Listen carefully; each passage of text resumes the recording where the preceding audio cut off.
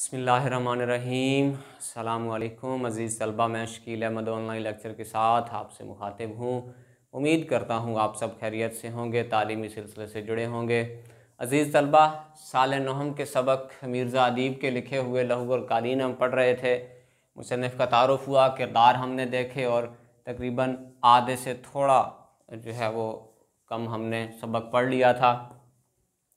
अब अख्तर कहता है तस्वीर का दूसरा रुख ये है कि गुज़िश्ता 1.5 बरस से जितनी भी तस्वीरें मैंने या मेरे नाम से आपने महल्लात वगैरह में लगवाई हैं, ये इस महल से बाहर गई हैं, उनमें से एक भी मेरी नहीं थी, क्योंकि अख्तर भी किसी न्याजी नाम के दोस्त से तस्वीरें बनवा के लाता था। जैसा कि आप जानते हैं कि मैं तंगो तारीख गली और खस्ता और बदनुमा मकान में रहता था।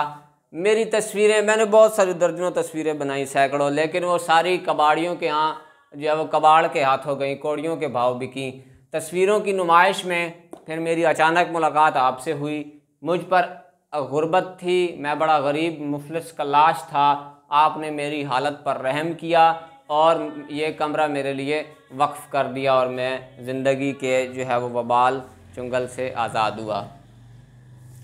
उस वक्त तक कहता है कि मैं ये समझता था कि आप बहुत नेक इंसान हैं, मगर थोड़े ही अरसे बाद मुझे ये सारी बात वाज़ेह होती गई कि आप नेक इंसान नहीं बल्कि आप तो मुनाफिक हैं। आपने तो अपने मकसद के लिए मुझे जो है वो इस्तेमाल किया, आपने मुझे अपने मकसद के लिए नवाजा। आप मुआशरे को बताना चाहते थे कि देखो, मैंने एक गरीब मुफलिस कल्लाश, एक कंगाल शख्स को, एक मुसव्विर को कैसे उसकी मदद की, कैसे उसको जो है वो मैं ज़मीन से आसमान तक ले गया। यही बात बड़ी कशमकश की हो रही होती है। रऊफ़ आता है, बीच में मुकालमात हैं, बहुत ऐसे छोटी छोटी बातें हैं, वो मैंने उससे इन्हिराफ किया, आगे चलता गया। रऊफ़ कौन है? तजम्मुल का पर्सनल या प्राइवेट सेक्रेटरी तजम्मुल से आता है। और मिस्टर अख्तर, आपका कोई वाकिफ़कार मिला था, उसने एक पैगाम दिया है आपके नाम। आपका कोई दोस्त था न्याजी। अख्तर बड़ा परेशान होता है, हाँ हाँ बिल्कुल था, क्या हुआ उसे? तो रऊफ़ बताता है कि वो फौत हो गया, उसने आज सुबह ही ख़ुदकुशी कर ली।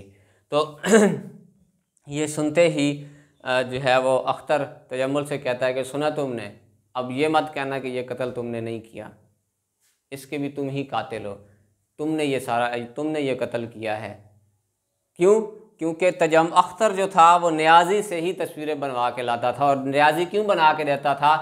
उसने घर का किराया देना होता था और बहन की शादी करनी थी, ये सवाल भी पूछ लिया जाता है। तो रऊफ़ खड़े खड़े, तजम्मुल जो है वो गुस्से में आ जाता है, अख्तर भी गुस्से में होता है। अख्तर सुनाए जा रहा है उसको और तजम्मुल कहता है, रऊफ़ बुलाओ नौकरों को, तुम क्या कर रहे हो, देख क्या रहे हो, इसको निकालो, इस कंगाल को, इस पाजी को धक्के दे के बाहर निकालो। तो यहीं पे ड्रामे का इख्तिताम होता है, पर्दा गिरता है।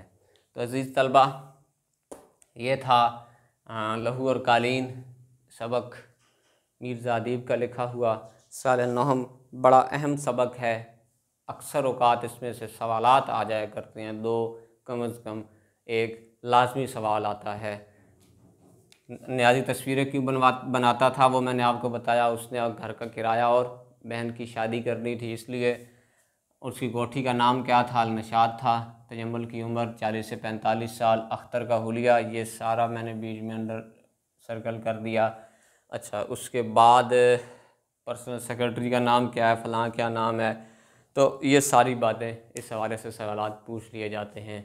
अज़ीज़ तलबा, अगले लेक्चर तक इजाज़त दें, तब तक के लिए अपना ख्याल रखें, हंसते मुस्कुराते रहें।